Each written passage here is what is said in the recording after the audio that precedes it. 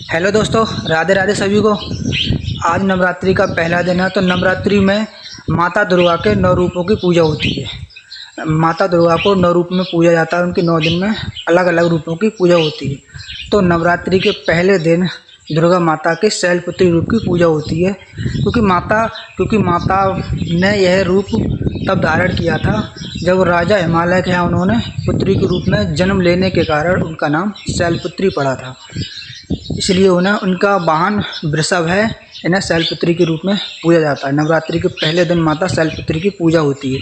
ये वही माता शैलपुत्री है जिन्होंने राजा दक्ष के यहाँ माता सती के रूप में जन्म लिया था। तो ये पुरानी कथा है, प्राचीन कथा है कि एक बार राजा दक्ष ने एक बहुत बड़ा यज्ञ करवाया था।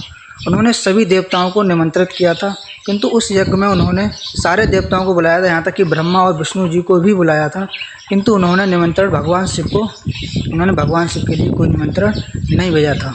जब यह बात उनकी पत्नी माता सती को जब पता चला तो उन्होंने भगवान शिव से बहुत हठ किया कि मैं भी अपने पिता के यज्ञ में जाऊँ।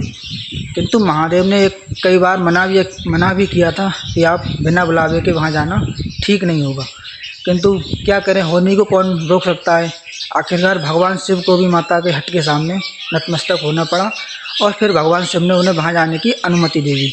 जब माता सती वहाँ गईं तो उनका वहाँ ना तो उन्हें उनकी माँ के सिवा किसी ने उन्हें प्यार किया, ना ही उनकी तरफ देखा भी। उनके पिता ने उन्हें काफ़ी अभद्र भाषा का प्रयोग भी किया और उन्हें कई बार भगवान शिव का अपमान भी किया था। कई बार उन्होंने भगवान शिव का बहुत अपमान किया था। यह अपमान, भगवान शिव का अपमान, माता सती बर्दाश्त नहीं कर सकी और उन्होंने उस यज्ञ में ही अपनी आहुति दे दी थी। तो जब यह बात भगवान शिव को पता चली तो भगवान शिव बहुत ही भयानक रुष्ट हो गए। तो उन्होंने अपना एक रूप प्रकट किया था जिन्होंने बहुत ही भयंकर तांडव मचाया था और राजा दक्ष को वहीं पर उनका सिर काट भी दिया था। जितने भी लोगों ने वहाँ पर साथ दिया था, भगवान शिव का रूप बहुत विकराल था, तो उन्होंने उस यज्ञ का विध्वंस किया था।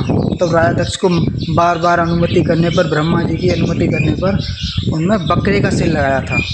तो इसलिए कहते हैं कि बिना बुलाए लड़की को अपने बाप के यहाँ नहीं जाना चाहिए, क्योंकि जहाँ पति की इज्जत ना हो वहाँ औरत को नहीं जाना चाहिए।